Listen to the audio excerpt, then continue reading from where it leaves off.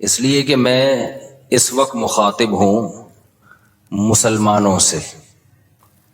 اگر غیر مسلموں سے خطاب ہوتا تو ان کو ہم کہتے اسلام میں داخل ہو جاؤ، مکمل کا لفظ استعمال نہ کرتے، کیونکہ وہ تو مکمل باہر ہیں. لیکن ظاہر ہے جب مسلمانوں سے خطاب ہوگا تو ہم یوں کہیں گے کہ مکمل داخل ہو جاؤ. داخل تو پہلے سے ہوئے ہوئے ہیں. آج کل اسلام میں داخل کے بجائے نکالنے کا زیادہ ٹرینڈ چل پڑا ہے. ابن انشا ایک مزاحیہ گزرا ہے، اس نے اپنی کتاب میں لکھا کہ دائرے کی قسمیں، ہوتا ہے نا بچے جیومیٹری سیکھ رہے ہوتے ہیں، تو اس نے ان قسموں میں بتایا کہ ایک دائرہ اسلام کا دائرہ بھی ہے، اور اس میں کارٹون بنایا ہوا تھا ایک مولانا صاحب بیچ میں جو ڈنڈے سے لوگوں کو نکال رہے ہیں، اور بتایا کہ پہلے اس میں لوگوں کو داخل کیا جاتا تھا، آج کل اس سے لوگوں کو نکالا جا رہا ہے. کہتے نہیں یہ دائرہ اسلام سے خارج، یہ دائرہ اسلام سے خارج. بیان میں بیچ بیچ میں جو چیزیں یاد آتی ہیں تو میں جمعہ اور اتوار کے بیان میں کوشش کرتا ہوں ان کو بھی چلاؤں، کیونکہ واعظ و نصیحت کی مجلس ہے، جو چیز بھی آ جائے پارسل کر دینی چاہیے. جو بھی خیر کی بات، چاہے وہ موضوع سے ہٹ کے بھی کیوں نہ ہو، اس سے کوئی فرق نہیں پڑتا. یہ جو میں مسلمان کا لفظ استعمال کرتا ہوں، بہت سے لوگوں کو اس پہ بھی اعتراض ہے کہ مسلم ہوتا ہے، مسلمان تو نہیں ہوتا. قرآن و سنت میں ہمیں جو لفظ ملتا ہے وہ کیا ملتا ہے؟ مسلم. تو خوب سمجھ لیں، الفاظ کے بکھیڑوں میں پڑھنے کی ضرورت نہیں ہے. مسلم مسلمان، اردو میں مسلمان مسلم ہی کو کہتے ہیں. شاید یہ اس طرح سے وجود میں آیا ہے کہ فارسی میں مسلم مسلمان، جیسے طالب سے طالبان، جمع کا صیغہ جو ہے نا، طالب ایک طالب علم کو کہتے ہیں، طالبان بہت سارے طالب، تشنگان علم کہتے ہیں نا، جمع کا صیغہ ہے یہ فارسی میں. تو اردو میں فارسی بہت ہے، تو مسلم سے شاید مسلمان ہوگا، بہت سے مسلم یعنی مسلمز کو کہا جاتا ہوگا، تو پھر بن گیا مسلمان. تو اس میں کوئی کچھ ٹینشن لینے کا نہیں ہے. جیسے لفظ اللہ کو خدا کہہ دینے سے کوئی ٹینشن کی بات نہیں ہے، کوئی اتنے بڑا مسئلہ نہیں ہے. اللہ کو اللہ بھی کہہ سکتے ہیں، خدا بھی کہہ سکتے ہیں. فارسی میں خدا، گاڈ بھی کہہ سکتے ہیں انگلش میں.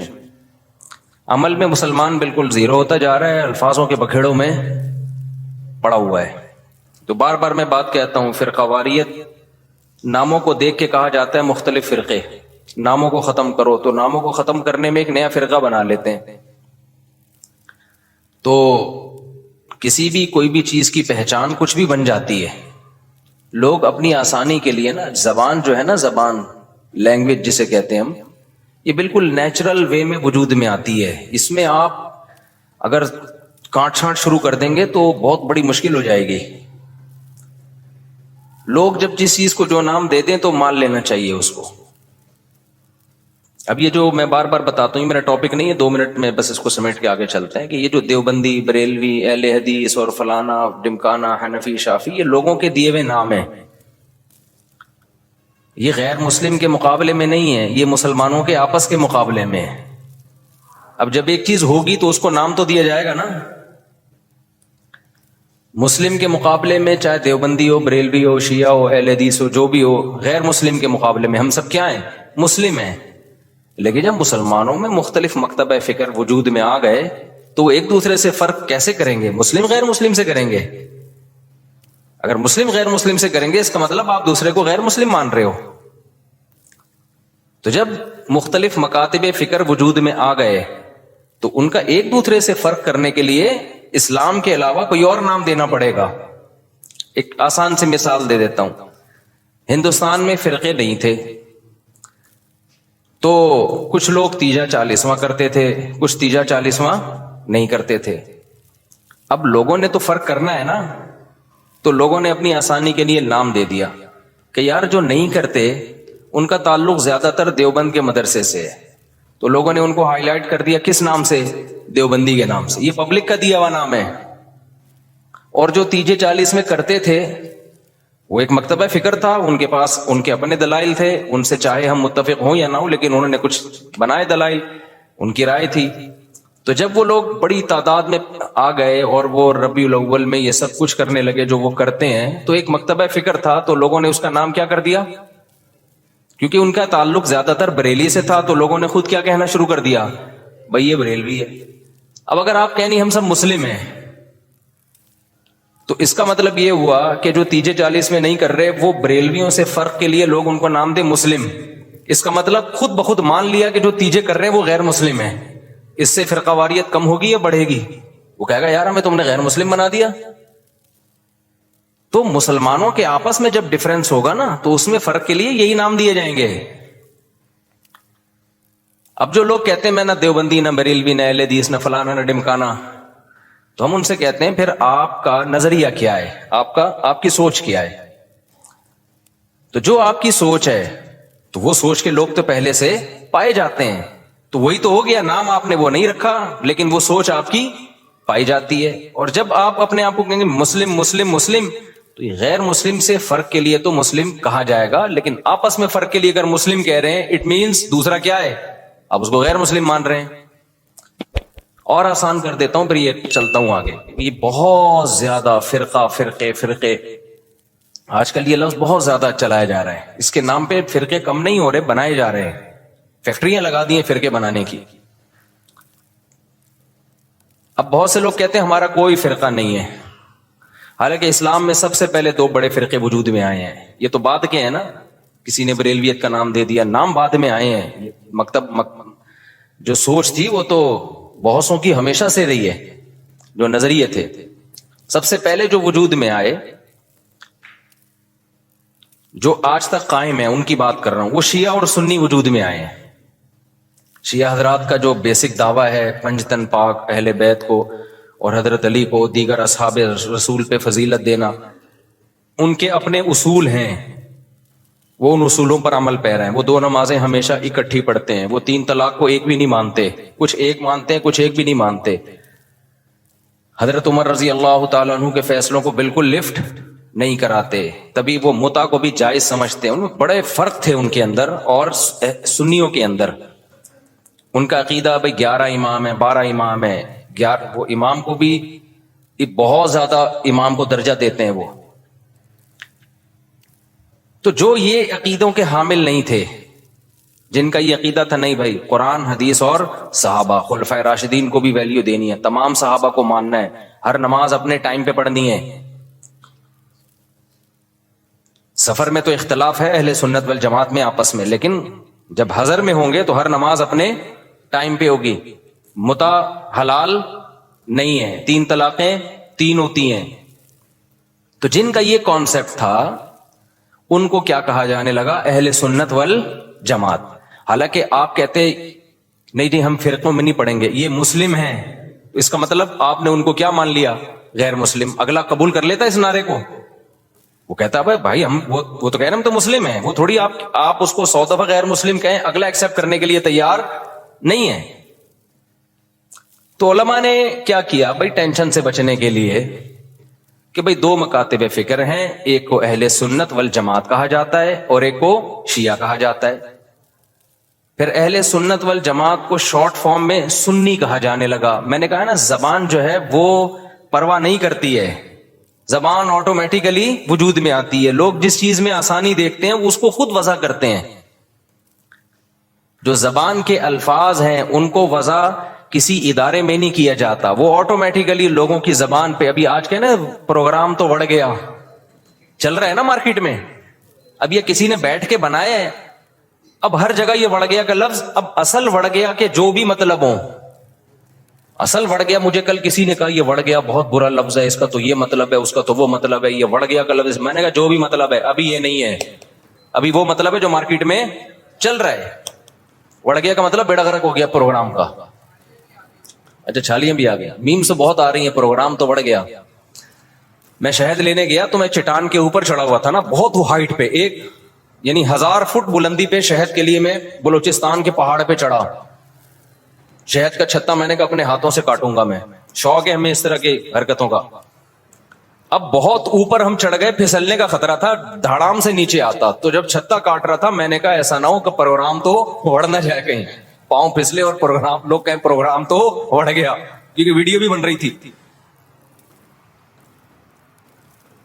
تو اب آپ لوگوں کو سمجھاؤ نہیں بڑھ گیا, ایکچولی بہت اس کے برے معنی ہیں اور فلانا ہے. او بھائی کسی کا ذہن اس برے معنی کی طرف نہیں جا رہا.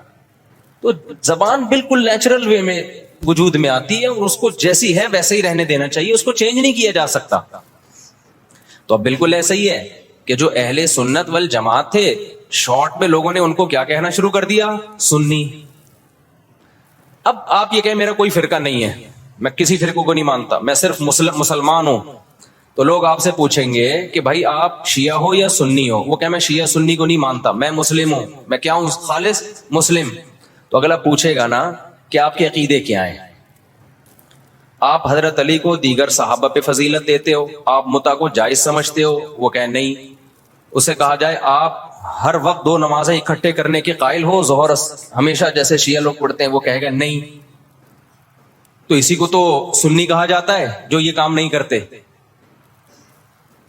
آپ سب صحابہ کو مانتے ہو؟ ہاں جی مانتا ہوں. تو یہی تو سنی ہے, انہی کو تو سنی کہتے ہیں. کہ نہیں میں سنی نہیں, میں مسلم ہوں. تو بھائی جو عقیدے آپ کے ہیں ان شارٹ اس کو سنی کہا جاتا ہے. تو اس میں کیا تکلف ہے منہ سے پھوٹ دو کہ میں سنی ہوں؟ مان رہے ہو انہی عقیدوں کو, تو اسی کے تو لوگوں نے آسانی کے لیے ان شارٹ کیا کہنا شروع کر دیا, سنی کہنا شروع کر دیا. اب آپ اس لیے نہیں کہہ رہے اپنے آپ کو سنی کہ میں فرقے کی چھاپ نہیں لگانا چاہتا. بھائی چھاپ لگانا چاہو یا نہیں چاہو, پبلک جو ان عقیدوں کا حامل ہوتا ہے پبلک اس کو سنی ہی سمجھتی ہے. تو آپ بول دو میں سنی ہوں, کچھ نہیں ہوتا, اس سے کوئی قیامت نہیں آ جائے گی. ایسے موقع پہ بلا وجہ نہیں چیختے پھرو کہ میں سنی ہوں, میں فلانا ہوں, میں ڈمکانا ہوں, میں یوں ہوں. جب ضرورت پڑے تو کہا جا رہا ہے نا, بلا وجہ تھوڑی ہائی لائٹ کیا جا رہا ہے. اور آسان مثال, بر صغیر میں جب احمد رضا خان بریلوی آئے اور انہوں نے وہ بہت زیادہ اس کا پرچار کیا, خاص جو ان کے مخصوص عقائد تھے وہ صحیح تھے غلط تھے, اب اس کو بحث میں تو میں جا ہی نہیں رہا. اس کے بعد ایک خاص مکتبہ فکر وجود میں آیا کہ بھائی ربیع الاول کو عید کا دن کہنا ہے اور تیجا کرنا ہے, 40واں کرنا ہے, جو بھی کر رہے ہیں وہ ایکٹیویٹیز. اب کیا ہوا کہ جب یہ ایکٹیویٹیز بڑھی ہیں تو لوگوں نے کہا یہ والے جو لوگ ہیں نا, کچھ لوگ یہ چیزوں کو مانتے ہیں اور کچھ لوگ ان چیزوں کو بولو نہیں مانتے. تو لوگوں نے جو نہیں مانتے تھے ان کو دیوبندی کہنا شروع کر دیا, جیسے ہم لوگ نہیں مانتے, ہمارے اکابر بھی نہیں مانتے تھے. تو لوگوں نے کہا کہ یار یہ جو مکتبہ فکر ہے نا, ان کا تعلق زیادہ تانے بانے ان کے دیوبند مدرسے سے جا کے ملتے ہیں. تو چاہے اب تانے بانے دیوبند سے ملیں یا نہ ملیں, بر صغیر میں صرف دیوبند کا مدرسہ تھوڑی تھا, لاکھوں ہزاروں مدرسے تھے. چاہے جس مدرسے سے بھی فارغ ہو, چاہے وہ دیوبند کا نہ بھی ہو, پبلک نے اس کو کیا کہنا ہے, دیوبندی. کیونکہ پبلک آسانی دیکھ رہی ہے نا, آسانی دیکھ رہی ہے, اس کی ڈیپ میں نہیں جاتی, زبان میں نہیں اتنی ڈیپ میں جایا جاتا. لوگ کہتے ہیں یار ان شارٹ بتاؤ کیا ہو تم. اور جو لوگ یہ کام کر رہے تھے ان کو پبلک نے کیا کہنا شروع کر دیا, بھائی بریلوی کہنا شروع کر دیا. اب آپ کے ہاں کوئی بندہ رشتہ لے کر آیا اپنی بیٹی, آپ کی بیٹی کے لیے, بیٹھا ہوا ہے سامنے, چائے رکھ دیا آپ نے, ڈبو کے بھی نہیں کھا رہا, اس کو پتا ہے رشتہ ٹوٹنے کا خطرہ ہوتا ہے, ایٹیٹیوڈ کے خلاف ہے یہ ڈبو کے کھانا نا, تمیز سے بیٹھا ہوا ہے. آپ لوگ کیا تھے کہ آپ تیجا بھی کرتے ہیں, 40واں بھی کرتے ہیں, عرس بھی مناتے ہیں, قوالیوں میں بھی جاتے ہیں. آپ کا ایک یہ سوچ ہے, آپ کو رشتہ اسی قسم کا چاہیے. میں سمجھا پا رہا ہوں, ادھر توجہ میری طرف. آپ کو رشتہ چاہیے اسی مزاج کا. تو آپ لڑکے سے ان شارٹ کیا پوچھو گے کہ آپ مسلم ہو یا غیر مسلم, یہ پوچھو گے؟ اگر آپ نے پوچھ لیا کہ بیٹا آپ ہمارا کوئی فرقہ ورقہ نہیں ہے, ہم دیکھنا چاہتے ہیں آپ کی سوچ کیا ہے, ہم صرف مسلم ہیں, تو بیٹا آپ مسلم ہو یا غیر مسلم. وہ کیا کہے گا, میں کوئی ہندو عیسائی چمار لگ رہا ہوں آپ کو؟ وہ شرم نہیں آتی آپ کس طرح کے سوال پوچھ رہے ہیں مجھ سے؟ بولو نا کیا ہو گیا, یہی کہے گا نا وہ جواب میں کہتے دیکھو بیٹا ہم فرقوں کو تو مانتے نہیں, ہم تو یہ مانتے نہیں دیوبندی, بریلوی, اہل حدیث اور شیعہ سنی. بیٹا یہ سب چیزیں یہ تو منجن ہے, منجن. یہ کیا ہے؟ یہ فرقوں کے منجن ہے. بیٹا ہم سمپل مسلمان ہیں, آپ بتاؤ کیا ہو, آپ مسلمان ہو یا نہیں؟ اگلا کہے گا انکل ختنے دکھا دوں کیا میں آپ کو؟ میں مسلمان ہوں تو مسلمان گھرانے میں آیا ہوں نا. کس طرح کی باتیں کر رہے ہیں آپ؟ آپ بھی مسلمان ہیں، ہم بھی مسلمان ہیں. تو اب آپ یہ بتائیں کہ مسلمانوں میں آپ کا مکتب فکر کیا ہے؟ کس سوچ کے حامل ہیں آپ؟ آپ کی سوچ کیا ہے؟ آپ کے اصول اور ضابطے کیا ہیں؟ آپ تیجے 40 میں کرتے ہیں؟ کہے گا ہاں بیٹا. آپ عرس پہ جاتے ہیں؟ ہاں بیٹا. آپ نبی کو حاضر ناظر سمجھتے ہیں؟ ہاں بیٹا. اچھا تو آپ بول دینا منہ سے ان شارٹ کے ہم بریلوی ہیں. گھنٹہ میرا پی گئے آپ بیٹھ گئے.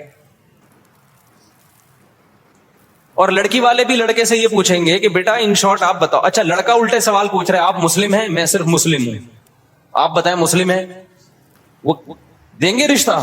پتہ نہیں کس قسم کا آدمی. ہم کہتے ہو ہندو لگ رہے ہیں ہم تجھے شکل سے کیا؟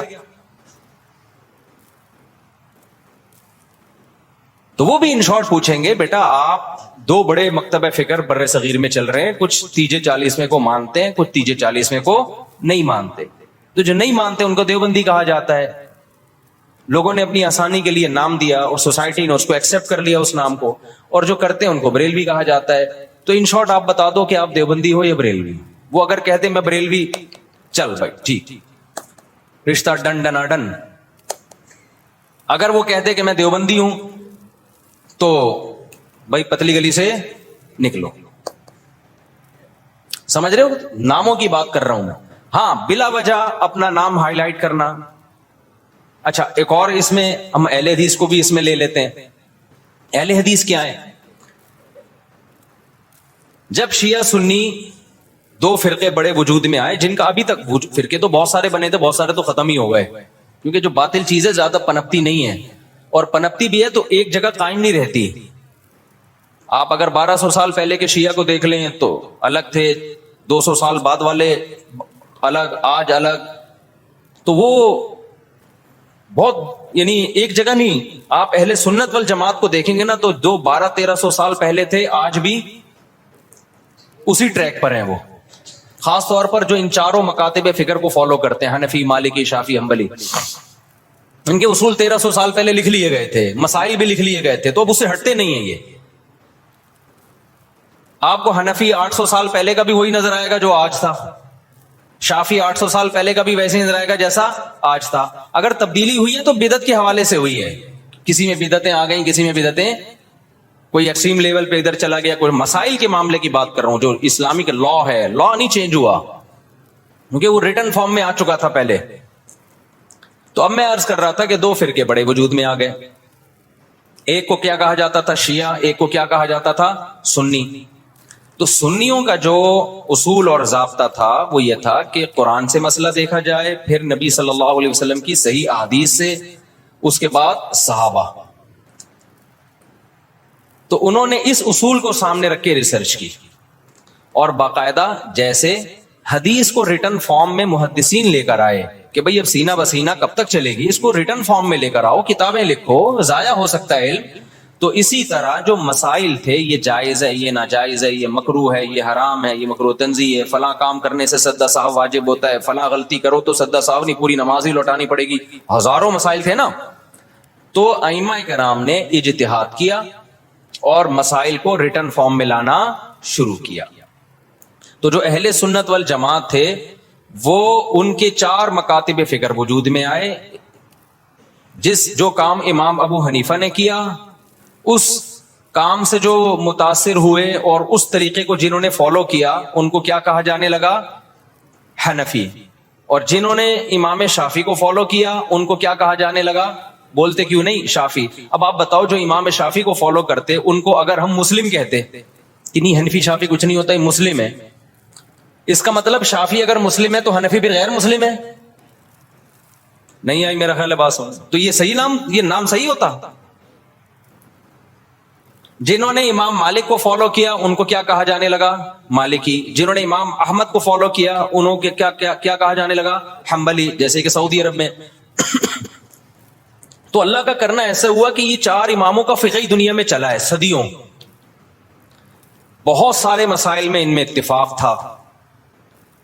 کچھ مسائل ایسے تھے کہ 2 امام ایک طرف، 2 دوسری طرف، کچھ میں 3 ایک طرف، ایک طرف.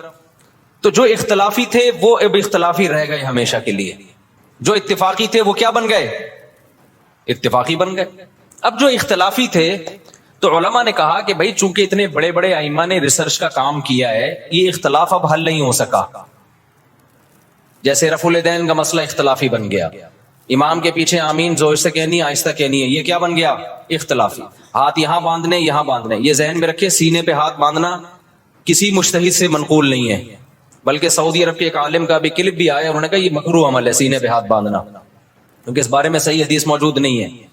تو اگر میں کہتا نا ہندوستان کے کسی عالم کا، تو لوگ کہتے ہیں نہیں نہیں یہ تو مانتے ہی نہیں حدیثوں کو، حالانکہ غلط بات ہے، کیوں نہیں مانتے بھائی؟ لیکن سعودیہ کے تبھی آپ نے ائمہ حرمین کو بھی دیکھا ہوگا سینے پہ ہاتھ نہیں باندھتے، وہ بھی نیچے ہاتھ باندھتے۔ تو چاروں اماموں میں کسی کے ناف کے اوپر ہے، کسی کے ناف کے تھوڑا سا اوپر، کسی کا ناف کے بالکل اوپر، ایسا چاروں میں سے کسی کی ریسرچ نہیں ہے کہ سینے پہ ہاتھ باندھے جائیں، یہاں یوں کر کے ہاتھ باندھے جائیں۔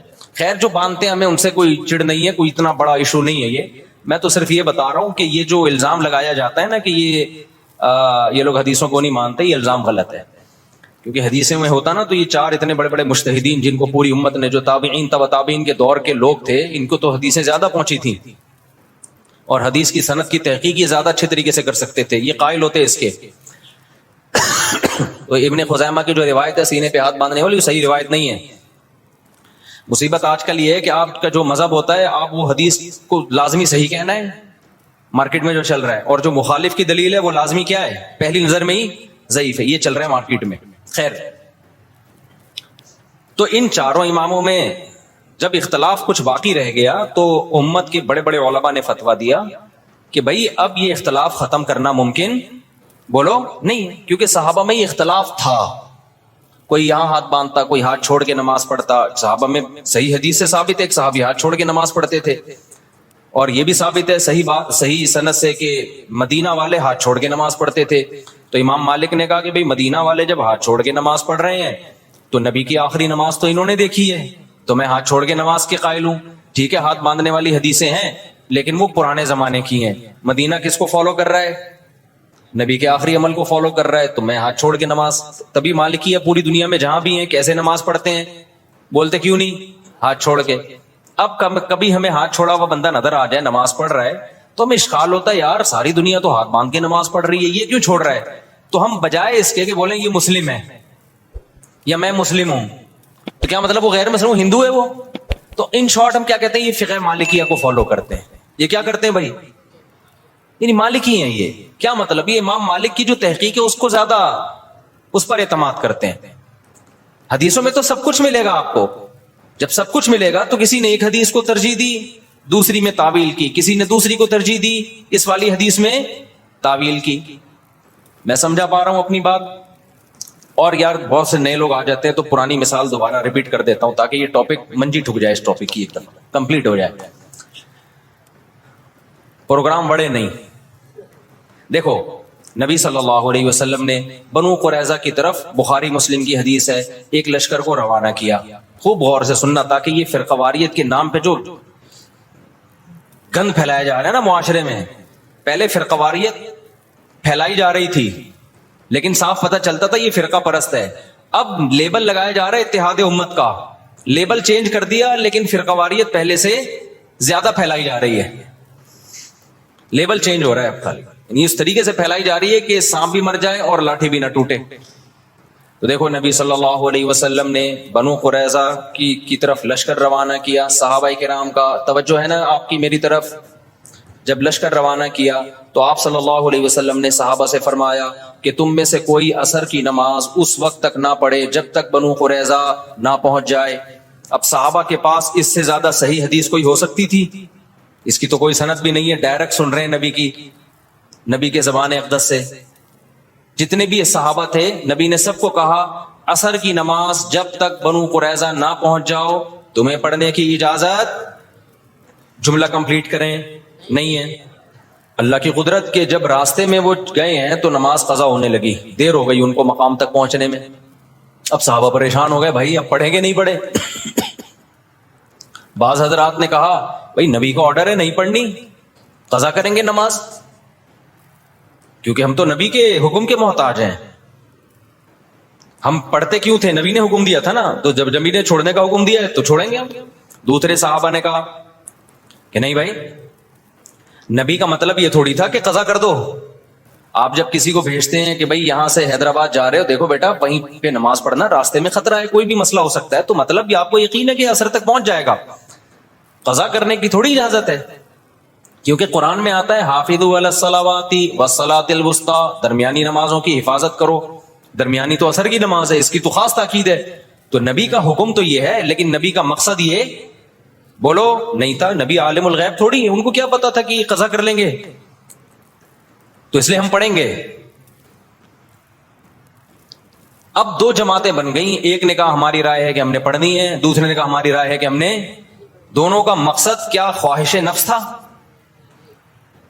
اب اگر وہ دونوں پھٹا شروع کر دیتے وہاں پہ کہ تو حدیث کا منکر ہے، معاذ اللہ نقل کفر منجن بیچ رہے ہو تم لوگ، ہمارے پاس صحیح حدیث ہے، نبی نے کہا ہے کہ نہیں پڑھنی، بس ہم نہیں پڑھیں گے. اور جو نہیں پڑھے گا ہمارے ساتھ، جو پڑھے گا وہ دائرہ اسلام سے خارج ہے، وہ حدیث کا منکر ہے، وہ گمراہ ہے، وہ جہنمی فرقوں میں ہے. اس سے فرقہ واریت کم ہوتی ہے بڑھتی؟ بولتے کیوں نہیں؟ لڑائی پیدا ہوتی، پھڈا پیدا ہوتا. جن کا خیال تھا نہیں پڑھنی، انہوں نے کہا بھائی ہمیں یہ سمجھ میں آ رہا ہے، اب نبی موجود تو ہے نہیں کہ ہم ان سے پوچھیں یا رسول اللہ آپ کا مطلب کیا تھا. رابطہ بھی نہیں ہے، کوئی فون بھی نہیں تھا اس زمانے میں. دوسرے فریق نے کہا بھائی ہمیں تو یہی لگ رہا ہے کہ نبی کا یہ مفہوم نہیں تھا، وہ تو ہمیں آسانی کے لیے نبی نے حکم دیا تھا، راستے میں خطرات ہوتے ہیں، قضا تھوڑی ہو سکتی ہے، ہمیشہ پڑھی ہے بھائی، تو آج بھی پڑھیں گے ہم. انہوں نے پڑھ لی. اب انہوں نے نہیں پڑھنے والوں کو یہ نہیں کہا کہ تم تو مطلب ہی نہیں سمجھتے حدیثوں کا، تمہارے تو کھوپڑی میں سینس. آج کل فروعی مسائل میں اسی طرح چیلنج کیا جاتا ہے نا. جب فروعی مسائل میں اختلاف کو ذکر کیا جاتا ہے تو مذہبی اسکالر کا ایٹیٹیوڈ یہی ہوتا ہے، بدتمیزی والا. تو صحابہ میں سے جن کا خیال تھا پڑھنی چاہیے پڑھ لی، جن کا خیال تھا نہیں پڑھنی چاہیے نہیں پڑھی. دو مکتب فکر وجود میں آ گئے کہ نہیں آ گئے اس لحاظ سے وقتی طور پہ؟ اچھا دونوں نے ایک دوسرے کے پیچھے نمازیں بھی نہیں پڑھی، یہ بھی ذہن میں رکھیں. جب وہ پڑھ رہے تھے تو انہوں نے ان کی اقتدا نہیں کی ہے، ان کا خیال تھا یہ غلطی پر ہے. جب ایک جماعت نماز پڑھ رہی تھی تو دوسرے نے یہ ان کے پیچھے نماز نہیں پڑھی، کیونکہ ان کا خیال یہ تھا بھائی نبی کا مقصد، نبی نے حکم دیا نہیں پڑھنی ہے تو ہم کیسے پڑھ لیں. تو وہاں کسی نے فتویٰ نہیں لگایا کہ یہ دونوں ایک دوسرے کے پیچھے نمازیں ہی نہیں پڑھتے، یہ تو ویسے ہی کیا ہیں گمراہ ہیں. بھائی کیسے پڑھے؟ ان کی رائے یہ کہ یہ ٹھیک نہیں کر رہے، اس لیے نہیں پڑھی انہوں نے نماز. تو میری اگر رائے یہ ہے کہ یہ والا مکتبہ فکر سنت کے مطابق نماز نہیں پڑھتا، یا ایسے نماز پڑھتا ہے کہ میری رائے کے مطابق وہ شرائط ہی نماز کی پوری نہیں ہوتی، تو میں نہیں پڑھوں گا. آپ مجھے کیوں گن پوائنٹ پہ مجبور کر رہے ہیں کہ پڑھو اس کے پیچھے آپ فرقہ واریت کو ختم کرنے کے لیے؟ اس سے فرقہ واریت تھوڑی ختم ہوگی. فرقہ واریت کیسے ختم ہوگی؟ جو صحابہ کا ایٹیٹیوڈ تھا، جس نے پڑھنی ہے پڑھ لے، نہیں پڑھنی ہے نہیں پڑھے. کسی نے گن رکھ کے دوسرے کو نہ پڑھوانے کی کوشش کی اور نہ چھڑوانے کی کوشش کی. میں سمجھا پا رہا ہوں؟ خدا کی قسم قدر کر لو ان باتوں کی، قدر کر لو، قدر کر لو ان باتوں کی. یہ جو آج کل نئے نئے اسکالر جراثیم پیدا کر رہے ہیں نا، یہ بہت خطرناک جراثیم ہے، ان سے تم گمراہ ہو جاؤ گے.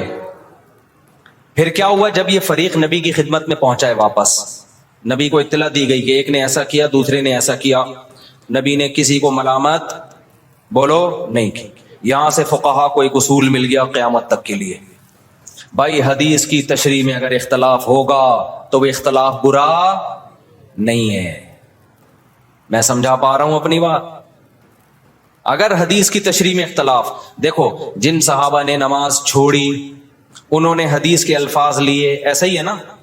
جنہوں نے نماز پڑھی کیا انہوں نے حدیث نہیں لی؟ انہوں نے لی. انہوں نے حدیث میں تعویل کی، انہوں نے کہا حدیث کا یہ مطلب نہیں ہے. کیوں نہیں ہے بھائی یہ مطلب؟ کیوں نہیں ہے؟ اس لیے کہ قرآن کہہ رہے ہیں اثر کی حفاظت کرنی ہے، تو قرآن کا بھی تو حکم ہے نا، اس کو بھی تو فالو کرنا ہے. اب اگر کوئی ہمارے سامنے حدیث کا ریفرنس پیش کرتا ہے اور ہمارے خلاف جاتا ہے، ہم کہتے ہیں حدیث کا یہ مطلب نہیں ہے، تو 2-2 فٹ توے پر اچھلنے شروع کر دیتا ہے وہ کہ دیکھو نبی کی حدیث آئی، بجائے سینے سے لگانے کے فوراً کہہ رہے ہیں حدیث کا یہ مطلب نہیں ہے. یعنی یہ بتائیں گے ہمیں کیا مطلب ہے. اور بھائی ہم جو مطلب دوسرا بتا رہے ہیں وہ اس لیے بتا رہے کہ اس کے مقابلے میں دیگر دلائل کو بھی تو دیکھو، قرآن کو بھی تو دیکھو، حدیث متواتر کو بھی تو دیکھو. اس لیے ابن قیم رحمہ اللہ تعالی نے ان صحابہ کی رائے کو زیادہ ترجیح دی ہے جنہوں نے نماز پڑھی ہے. انہوں نے کہا انہوں نے کیا کیا ہے کہ حدیث کا ایسا مفہوم بیان کیا کہ وہ حدیث دیگر حدیثوں سے اور قرآن کی آیتوں سے میچ کر گئی ہے. وہ زیادہ ان کا مذہب ثواب سے سواد والا ثواب یعنی درستگی کے زیادہ قریب تھا. تو یہی امام حنیفہ کا اصول ہے کہ جب بھی کوئی حدیث آتی ہے چاہے صحیح حدیث ہو وہ قرآن اور احادیث مشہورہ متباترہ پہ پیش کرتے ہیں. اگر اس کے موافق ہے تو ٹھیک ہے، نہیں ہے تو اس میں تعویل کر دیتے ہیں. تو یہ اس حدیث سے ہمیں زندگی بھر کے لیے ایک اصول پتہ چل گیا. بھائی قرآن و سنت میں اگر نیت اللہ رسول کی ماننی ہے، دائیں بائیں جانا مقصد نہیں ہے، اپنی خواہشات کی پیروی مقصود نہیں ہے، تو پھر اگر حدیث کی تشریح میں اختلاف ہوگا تو وہ اختلاف برا نہیں ہے، اور اس کی بیس پہ نہ انسان جہنم میں جاتا ہے بلکہ اس کی بیس پہ ہوتا کیا ہے، نبی کا حکم صحیح حدیث موجود ہے. اذا اجتہد المجتہد، جب کوئی اجتہاد کرتا ہے، مجتہد عام آدمی نہیں، مجتہد اجتہاد کرتا ہے، فإن اخطأ فلہ اجر، غلطی کرے گا پھر بھی اجر ملے گا، وإن اصاب فلہ اجران، درست نتیجے تک پہنچے گا 2 اجر ملیں گے اس کو. ہم کہتے ہیں دونوں صحابہ میں سے ایک نے صحیح کیا دوسرے نے غلط کیا، لیکن جس نے غلط بھی کیا نیت ٹھیک تھی ان کو یہی سمجھ میں آیا تو غلط کے باوجود ان کو اجر ملا. اور جنہوں نے صحیح کیا تو ان کو کتنے اجر ملے؟ بولو 2 اجر ملے. لیکن اتنی بات ثابت ہو گئی کہ نہ انہوں نے ان پہ طعنا تشنیع طنز کیا نہ انہوں نے ان پہ طنز کیا. اب ہوا یہ کہ چاروں اماموں نے جب اجتہاد کیا تو اس کے نتیجے میں بھی یہی ہوا ہے کہ بہت سے مسائل میں آپس میں کیا ہو گیا؟ اتفاق. مثال کے طور پر اس مسئلے میں اتفاق ہو گیا کہ حالت اقامت میں حضر میں 5 نمازیں اپنے ٹائم پہ پڑھی جائیں گی، 2 نمازیں اکٹھی نہیں کی جائیں گی. سفر میں 3 امام اس کے قائل ہوئے کہ 2 اکٹھی کی جائیں گی. امام صاحب نے کہا کی جائیں گی مگر کس طریقے سے؟ قضا کر کے نہیں، بلکہ ظہر کو آپ عصر کے قریب لے کے جائیں گے، پھر پڑھیں گے، پھر عصر کو مقدم کریں گے. انہوں نے حدیثوں میں یہ مفہوم کیوں بیان کیا؟ وہی اصول تھا ان کا، بھائی پہلے کس پہ پیش کرو؟ قرآن پہ. تو قرآن تو ہر نماز سفر ہو یا حضر اپنے ٹائم پہ پڑھنے کا حکم دے رہا ہے آپ کو. تو انہوں نے کہا اس طریقے سے جمع کی جائیں گی. اب کیا ہوا؟ اسی طرح صدقہ فطر میں اختلاف ہوا. امام ابو حنیفہ نے کہا حدیث میں آتا ہے کہ آٹا دے دو کسی غریب کو، تو اگر کوئی پیسے دے دے تو بھی ٹھیک ہے، مقصد تو پورا ہو گیا. تینوں اماموں نے کہا نہیں بھائی مقصد نہیں، حدیث میں جب آٹا ہے تو ہم کیا دیں گے؟ آٹا ہی دیں گے. لہذا آپ نے سعودی عرب میں دیکھا ہوگا جب وہ عید کے دن فطرانہ دیتے ہیں تو آٹے کی تھیلیاں لے کر آتے ہیں عیدگاہ میں. دیکھا ہوگا نا جو لوگ سعودی عرب میں رہے ہیں. ہمارے یہاں ڈائریکٹ پیسے جمع کرا دیتے ہیں. ایسا ہی ہے کہ نہیں ہے؟ اب کیا ہوا؟ امام شافعی کی رائے ہوئی کہ بھئی ہاتھ یہاں باندھے جائیں، امام حنیفہ کی رائے ہوئی ہاتھ یہاں باندھے جائیں، امام مالک کی رائے ہوئی کہ ہاتھ چھوڑ دیے جائیں. تو یہ سب چیزیں حدیثوں میں ہمیں ملتی ہیں. امام شافعی کی رائے رکوع میں جاؤ تو ہاتھ اٹھا کے نماز پڑھو، رفع الیدین کرو. امام حنیفہ کی رائے عبداللہ بن مسعود کی صحیح حدیث ہے کہ بھئی صرف تکبیر تحریمہ میں کرو، اس کے علاوہ نہیں کرو. اور اس نماز کو عبداللہ بن مسعود نے نبی کی نماز قرار دیا. تو امام صاحب نے دلائل کے تانے بانے ملا، انہوں نے کہا میری نظر میں یہ آخری نماز ہے نبی کی، اس پہ قرائن ہے ان کے پاس، بہت مضبوط قرائن ہے. اب جب یہ مکاتب فکر بن گئے تو جس نے امام شافعی کو فالو کیا وہ رفع الیدین کر رہا ہے، جس نے امام حنیفہ کو فالو کیا وہ نہیں کر رہا. اب اس میں یہ کہنا کہ وہ حدیث کو مانتا ہے وہ حدیث کا منکر ہے، یہ ہے جہالت. اٹ از کالڈ، یہ اس کا مطلب ہے آپ کو ایک ادھر کے دلائل معلوم ہے ادھر کے معلوم نہیں ہے، یہ آپ کی کھوپڑی میں آ نہیں رہے، اپنی جہالت کو دوسروں پہ آپ تھوپ رہے ہیں. سمجھتے نہیں ہے نا بات؟ امام صاحب کا جو مذہب ہے رفع الیدین نہ کرنے میں بہت مضبوط مذہب ہے. امام ترمذی امام بخاری کے شاگرد لکھتے ہیں کہ زیادہ تر صحابہ رفع الیدین نہیں کرتے تھے. اس پہ میں کئی دفعہ پیش کر چکا ہوں حوالے، لیکن ابھی یہ ٹاپک نہیں ہے رفع الیدین. ایسا نہ ہو میرا پورا بیان وہ رفع الیدین کے کلپ نکال کے آگ لگاتے ہیں اس میں. دونوں طرف دلائل ہیں. تو امت نے کیا کیا؟ انہوں نے کہا یہ کام اب ہو چکا ہے، فقہ مرتب ہو گیا، اب جو جس کو فالو کرے. زیادہ تر ہوا ہی ہے کہ جو مکاتب فکر کے لوگ جس علاقے میں اسلام لے کر گئے تو غیر مسلم آٹومیٹیکلی اسی فقہ میں داخل ہو گئے. اب چونکہ ہندوستان میں جو اسلام آیا تو کوفہ اور بصرہ سے آیا ہے. کوفہ بصرہ میں عبداللہ بن مسعود اور علی کے شاگرد رضی اللہ ان کے زیادہ شاگرد تھے، وہ اسلامی خلافت کا ذریعہ تھا. تو وہاں سے اسلام دنیا بھر میں پھیلا، پورا ہندوستان. تو وہ نمازیں بھی وہی والی آ گئیں ساری. بغیر رفع الیدین والی. تراویحیں 20 رکعتیں آ گئیں, سمجھ رہے ہو؟ ازبکستان میں بھی وہی, ایران میں بھی, افغانستان میں بھی, بنگلہ دیش میں بھی. تو میجورٹی جو تھی وہ وداؤٹ رفع الیدین نماز پڑھنے لگی. اور چونکہ یہ امام حنیفہ کی رائے تھی تو اس مکتبہ فکر کو کیا کہا جانے لگا؟ بولو, حنفی. اب اگر اس کو ہم مسلم کہتے, اس کا مطلب جو رفع الیدین کرنے والے ہیں وہ کیا ہیں؟ غیر مسلم. تو یہ کوئی عقل کی بات ہوتی؟ یہ میں اس لیے کہہ رہا ہوں, لوگ کہتے ہیں نا نہ حنفی نہ شافی, ہم تو صرف مسلم ہیں. ابے تو پاگل ہے, تو پاگل ہے, تو منجن بیچ رہا ہے. بھائی ہم حنفی ہیں, شافعی اور مالکیہ کے مقابلے میں حنفی ہیں. غیر مسلم کے مقابلے میں کوئی حنفی شافعی نہیں ہوتا. اس میں ہم کیا ہیں؟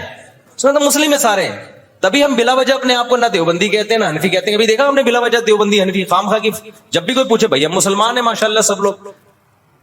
جہاں ضرورت پڑتی ہے, جیسے رشتہ لینے کے لیے گئے تو اگلا پوچھے گا تو دیوبندی ہے بریلوی؟ آپ نے کہا میں مسلم ہوں, علمی کتابی ہوں, تو وہ کہے گا تو کیا ہے بھائی, تو تیجا کرتا ہے کہ نہیں کرتا؟ وہ کہے میں نہیں کرتا, تو بولنا دیوبندی ہوں. پھوٹتا کیوں نہیں منہ سے؟ یا تو دیوبندی ہے یا اہل حدیث ہے, یہ دونوں نہیں کرتے. کیا خیال ہے بھائی؟ یا تو دیوبندی ہے یا کیا ہے, اہل حدیث ہے کہ نہیں میں کچھ بھی نہیں ہوں. تو کیوں ٹائم ویسٹ کر رہا ہے بھائی تو؟ آپ اس سے پوچھ رہے ہیں لڑکی والوں سے آپ کیا ہیں, وہ کہیں میں مسلم ہیں. او بھائی مسلمان کیا میں ہندو لگ رہا ہوں آپ کو شکل سے؟ آپ تیجا کرتے ہیں, ہاں جی کرتا ہوں. آپ ربیع الاول کو عید مناتے ہیں, ہاں جی. تو بولو منہ سے. ان شارٹ ایسے لوگوں کو کیا کہا جاتا ہے؟ بریلوی کہا جاتا ہے. فرقواریت تو جب پھیلتی کہ جب ہم بلا ضرورت ان ناموں کو استعمال کر رہے ہوتے خام خواہ میں. جہاں ضرورت نہیں ہے وہاں بھی اپنے نام کے ساتھ بلا وجہ کا حنفی لگایا ہوا ہے, بلا وجہ کا شافی لگایا ہوا ہے, بلا وجہ کا دیوبندی لگایا ہوا ہے, بلا وجہ کا اہل حدیث لگایا ہوا ہے. تو بلا وجہ کا ہے. پھر ہم کہتے ہیں یار بلا جہاں ضرورت ہوگی وہاں یہ نام استعمال کیا جائے گا, جہاں ضرورت نہیں ہے تو وہاں یہ نام استعمال نہیں کیا جائے. اور جس کا کوئی نام ہی نہیں ہے, کہیں بھی منسوب نہیں ہے, اس کا مطلب وہ بالکل فارغ ہے.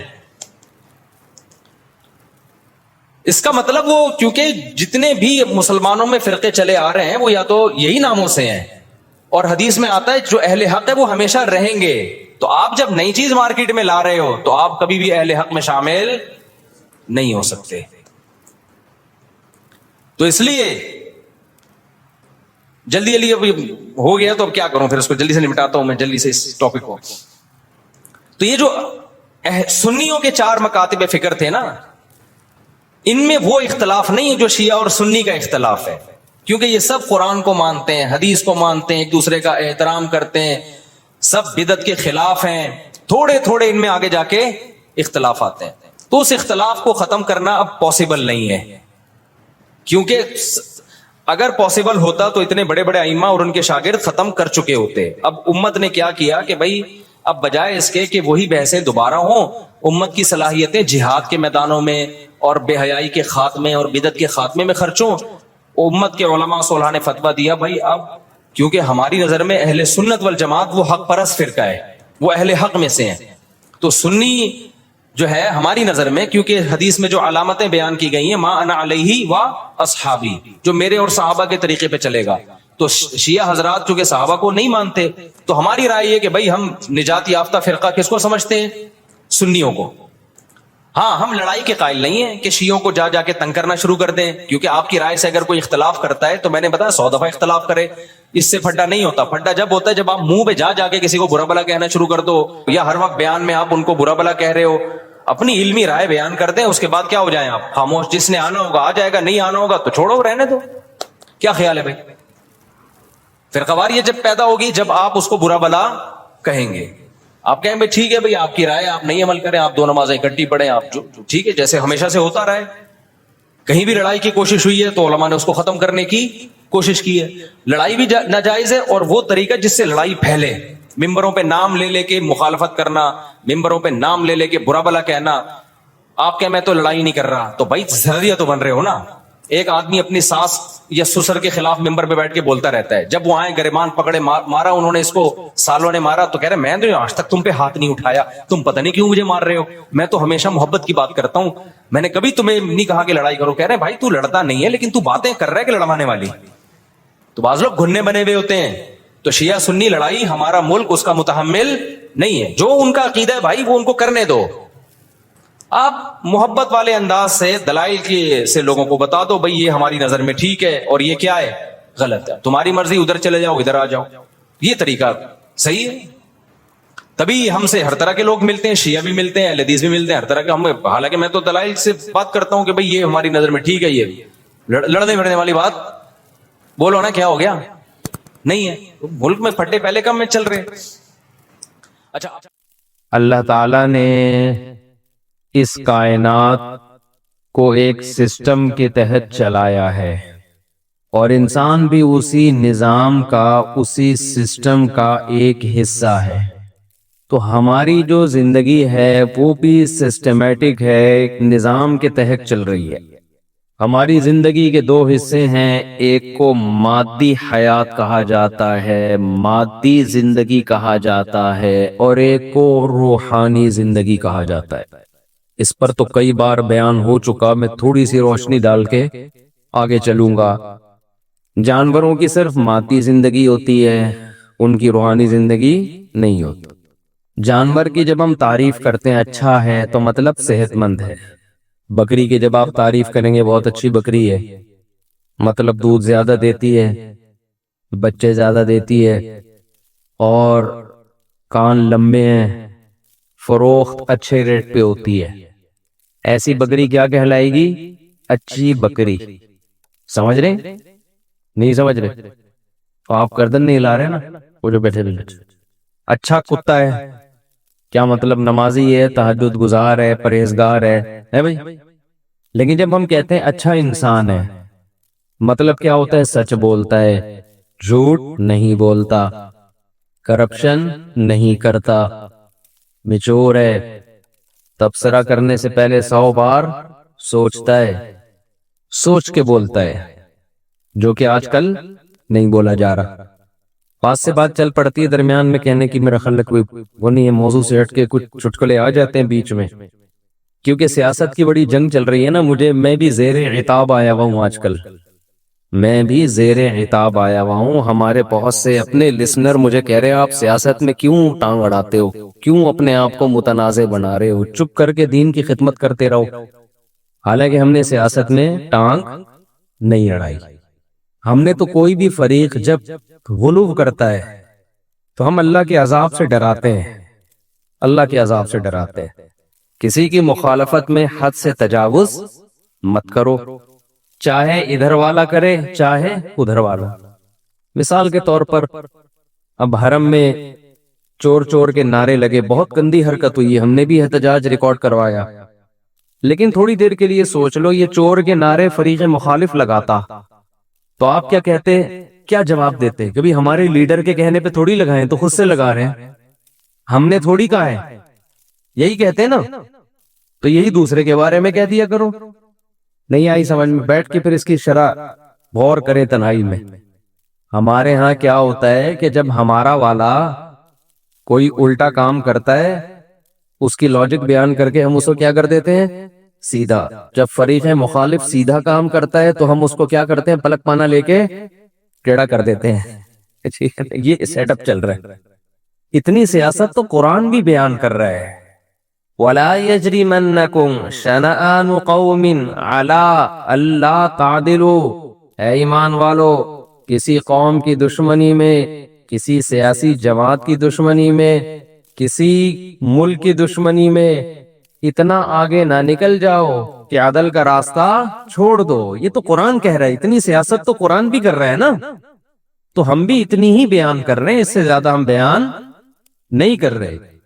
15 دن اگر ایک شخص امریکیوں کو پاکستان میں رکھتا ہے، اس کو آپ قادیانی ایجنٹ، یہودی کچھ بھی کہہ دیں، لیکن اگر کوئی آپ کا اتحادی ایئرپورٹ اور پورے اڈے حوالے کر دیتا ہے ان کے، اور یہاں سے جہاز اڑ اڑ کے پورے افغانستان کا بیڑا غرق کر کے، حکومت ہی ختم کر کے، 20 سال خون خرابہ کر کے نکلتے ہیں، اسے آپ یہ گالی دینے کے لیے تیار نہیں ہیں. تو یہ تو قرآن کا ٹاپک ہے نا. اتنا تو قرآن کہتا ہے بیان کرو. ممبر پہ بیٹھے کیا چائے پینے کے لیے بیٹھے ہو، گھاس کھانے کے لیے بیٹھے ہو کیا؟ اتنا فرض علماء کا بنتا ہے کہ وہ ممبر پہ سیاست کے شرعی احکام بیان کرے، سیاست نہ کریں، بے شک شرعی احکام ضرور بیان کریں، ہم بھی اتنا ہی بیان کرتے ہیں۔ تو خیر، کہاں سے کہاں بات چلے گی، دوبارہ ہم اپنے اصل اسٹیشن کی طرف آتے ہیں۔ کیا بات چل رہی تھی؟ وہ بیان کیا چل رہا تھا، میں آیت کون سی پڑھ رہا تھا؟ یہ تو لا یجرمنکم شنآن قوم، تو بیچ میں ہاں میں عرض کر رہا تھا کہ دیکھو، انسان کی جب تعریف کی جاتی ہے، کہا جاتا ہے یہ اچھا ہے، یہ بہت اچھا ہے، کیا مطلب؟ سچ بولتا ہے، بیلنس بات کرتا ہے، ماں باپ کا خیال کرتا ہے، جھوٹ نہیں بولتا، وفادار ہے، یہ ہوتا ہے نا۔ جب بیل کی تعریف کرتے ہیں کہ بہت اچھا ہے، تو کیا مطلب؟ اتنے من کا ہے، یہی بولتے ہیں نا۔ اس کی ناک کیا ہے؟ گول ہے اوپر سے، کھر سفید ہے۔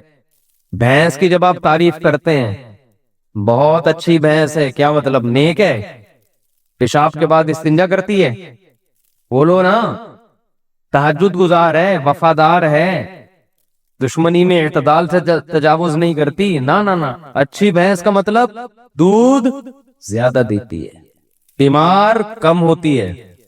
لیکن میں عجیب بات بتاؤں کہ آج کل انسان کے اچھے اور برے کا بھی یہی معیار بن چکا ہے۔ انسان کے اچھے اور برے کا معیار بھی کیا بن چکا ہے؟ یہی کہ دیکھنے میں کیسا لگ رہا ہے، مسلز کتنے ہیں، فیٹ کتنا ہے اس میں۔ ڈاکٹر جب کسی انسان کو دیکھتا ہے نا، اس کی نظر میں اچھا وہ ہے جس کا کولیسٹرول لیول کنٹرول میں، شوگر کنٹرول میں، پیٹ نکلا ہوا نہیں ہے، اور مسلز پورے۔ تو اس میں اور کٹے میں کوئی فرق ہوا؟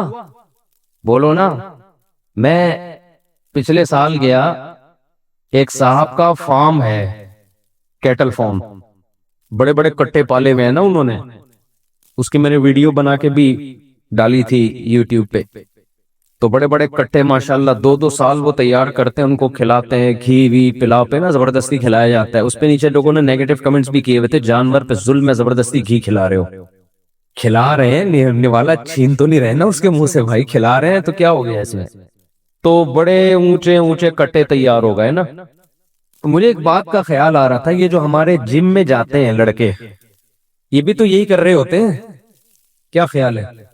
جم میں جو لڑکے جاتے ہیں نا، جنہوں نے مقابلے جیتنے ہوتے ہیں، ان کی بھی اسی طرح سے بھرائی ہوتی ہے باقاعدہ، پھر ورک کرتے ہیں، جتنی بھرائی ہوئی ہے اس کو یوٹیلائز کرتے ہیں نا، تاکہ فیٹ برن ہو جائے اور ماس گین ہو جائے۔ آپ جائیں کبھی جم میں جا کے دیکھیں، ابھی بیٹھے ہوئے فہد ایک دن مجھے کہتے ہیں یہ ورزش کر کے آئے لڑکا۔ میں نے کہا کہاں جا رہا؟ کہہ رہے ڈائٹ لینے جا رہا ہوں۔ میں نے بولا سیدھے سیدھے بولو کھانا کھانے جا رہا ہوں۔ کیا ٹوپے ڈرامے لگائے ہوئے دیکھو، کہہ رہے کیا کرنے جا رہا ہوں؟ ڈائٹ۔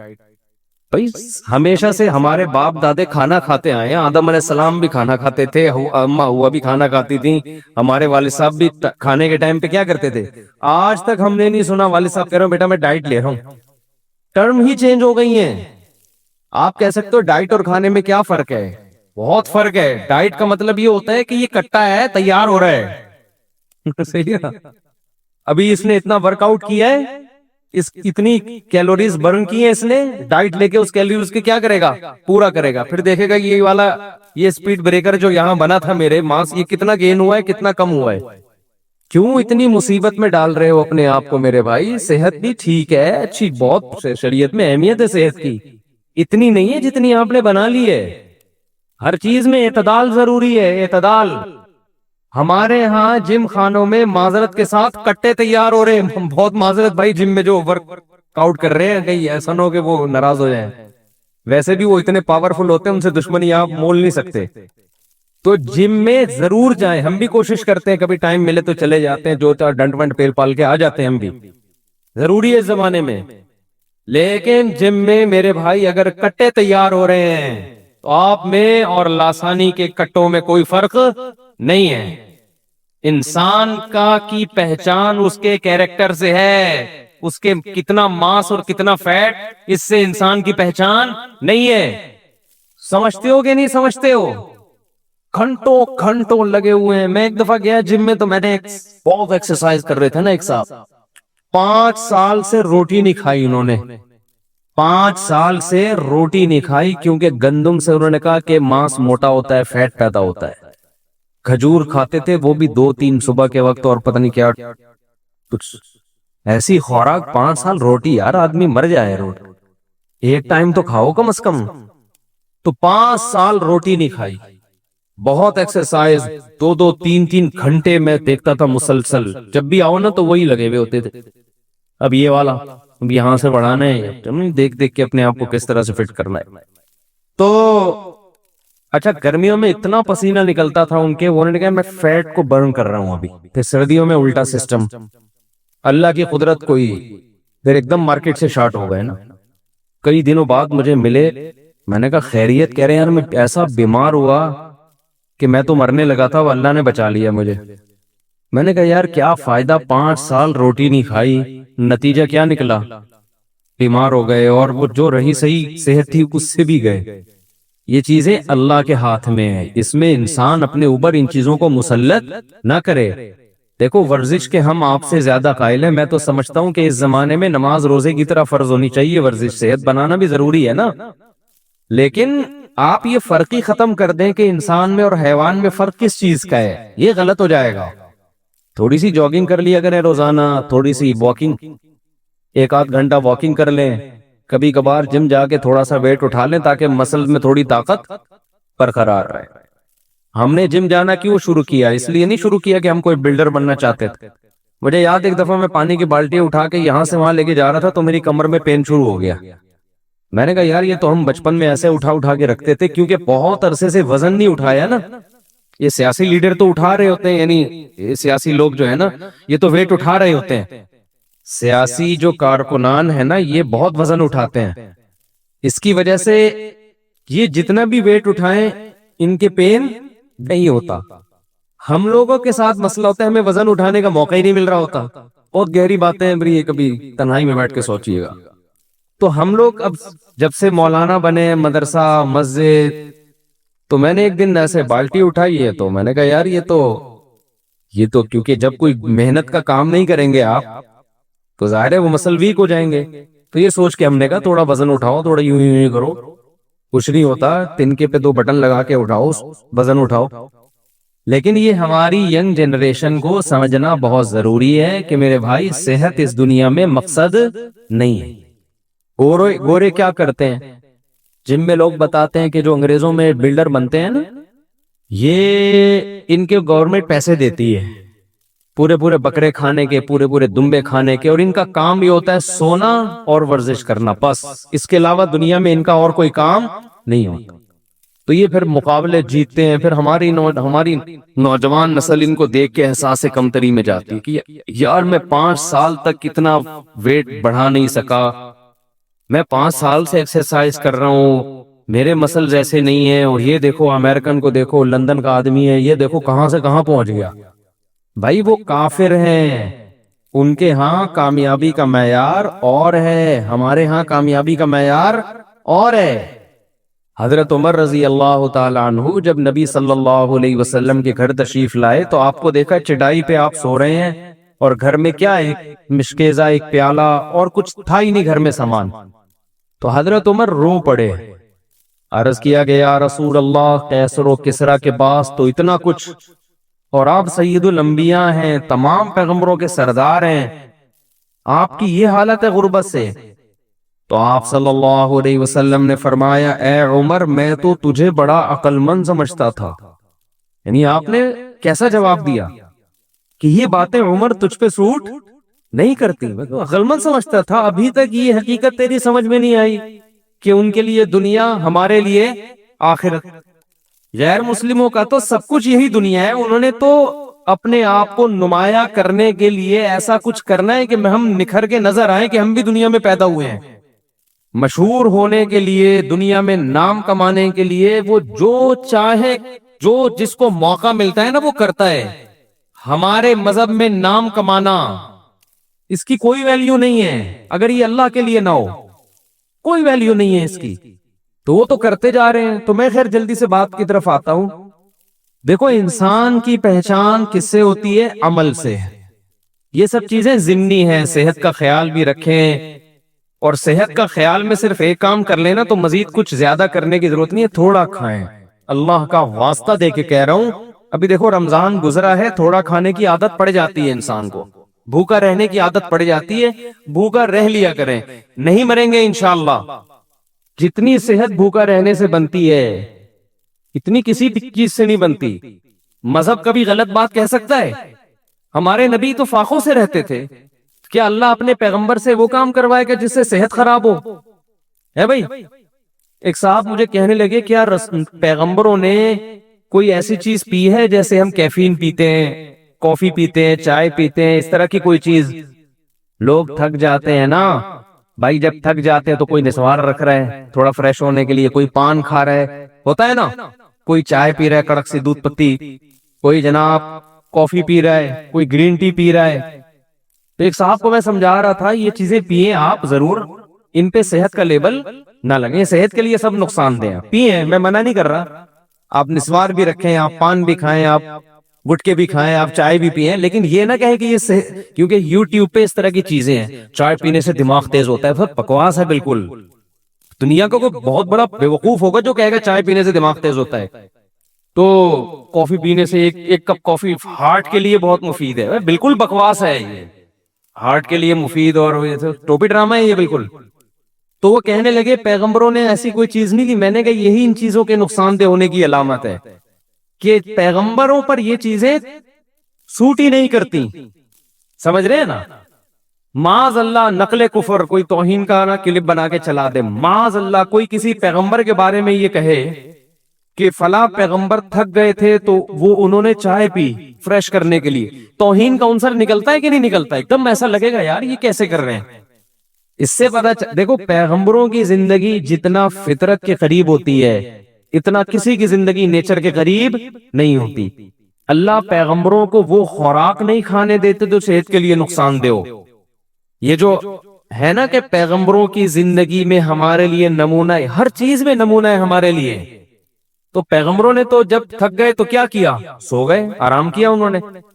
ہم چائے پی رہے ہوتے ہیں، ہم گٹکے کھا رہے ہوتے ہیں، ہم سگریٹ پی رہے ہوتے ہیں۔ خیر، تو میں آپ سے یس کر رہا ہوں کہ دیکھو یہ فرق کرو، انسان کے اچھے ہونے کی ڈیفینیشن کچھ اور ہے اور برے ہونے کی ڈیفینیشن کچھ اور ہے۔ تو یہ صحت کا بھی خیال کریں، جم بھی جائیں، بھاگیں دوڑیں، یہ سب کریں کہ ہمارا مقصد نہیں ہے لیبلوکم ایکم احسن عملا۔